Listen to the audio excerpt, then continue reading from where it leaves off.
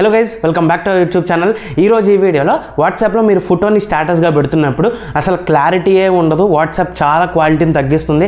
అసలు మన ఫోటోని ఎందుకు పెడుతున్నాము స్టేటస్గా అనేది మనకే అర్థం కాదు. సో చాలా ఈజీ ప్రాసెస్, చిన్న వీడియో. ఇప్పుడైతే మనం ప్రాసెస్ చూద్దాము. దీనికోసం ఫస్ట్ మీరు మీ వాట్సాప్ని అయితే ఓపెన్ చేసి కింద అయితే మీకు ఆల్ కాంటాక్ట్స్ ఉంటుంది కదా సింబల్, ఆ సింబల్ని క్లిక్ చేయండి. అక్కడ మీకు యూ అని కానీ లేదా మీ పేరు కానీ అయితే ఉంటుంది. దాన్ని క్లిక్ చేయండి. క్లిక్ చేసి ఇప్పుడు మీరు ఒక ఫోటోని అయితే సెలెక్ట్ చేసుకోండి. ఏదైతే మీరు స్టేటస్గా పెడదాం అనుకుంటున్నారో ఆ ఫోటోని మీరైతే సెలెక్ట్ చేసుకోండి. మీ గ్యాలరీలోకి వెళ్ళిన తర్వాత నేనైతే ఫోటోని సెలెక్ట్ చేసేసుకున్నాను. ఇప్పుడు పైన మీకు హెచ్డి అని ఒక ఆప్షన్ ఉంది కదా, అది క్లిక్ చేసుకుని హెచ్డిలో కన్వర్ట్ చేసి ఆ ఇమేజ్ని అయితే పంపించండి.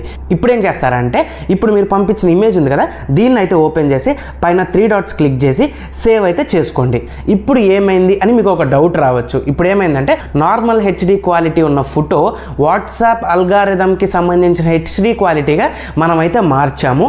ఇప్పుడు మీరు ఏం చేస్తారు అంటే మీ స్టేటస్ అయితే ఓపెన్ చేసుకుని మీరు ఇప్పుడు మనం సేవ్ చేసుకున్నాం చూసారా, ఆ ఇమేజ్ని సెలెక్ట్ చేసుకుని మీరు వాట్సాప్ స్టేటస్కి అయితే పెట్టుకోండి. ఈ ట్రిక్ యూస్ చేయకముందు స్టేటస్ పెడితే క్వాలిటీ ఏ విధంగా ఉంది, ఈ ట్రిక్ని యూస్ చేసుకున్న తర్వాత క్వాలిటీ ఎలా మారింది అనేది మీరు ఈ పక్కన అయితే చూడొచ్చు. ఇది చాలా సింపుల్. మీరు ఎప్పుడైనా స్టేటస్ అప్లోడ్ చేద్దాం అన్నప్పుడు ఈ ట్రిక్ని అయితే ఫాలో చేసుకుని మీరైతే చేస్తే హెచ్డి క్వాలిటీలో అప్లోడ్ అవుతుంది. సో ఈ వీడియో చాలా ఇన్ఫర్మేటివ్ కదా, మీ ఫ్రెండ్స్ అండ్ ఫ్యామిలీకి అందరికీ షేర్ చేసి ఈ వీడియోని లైక్ చేయండి. ఈ వీడియో ఎలా అనిపించిందో కింద కామెంట్ చేయడం అసలు మర్చిపోకండి. Thanks for watching.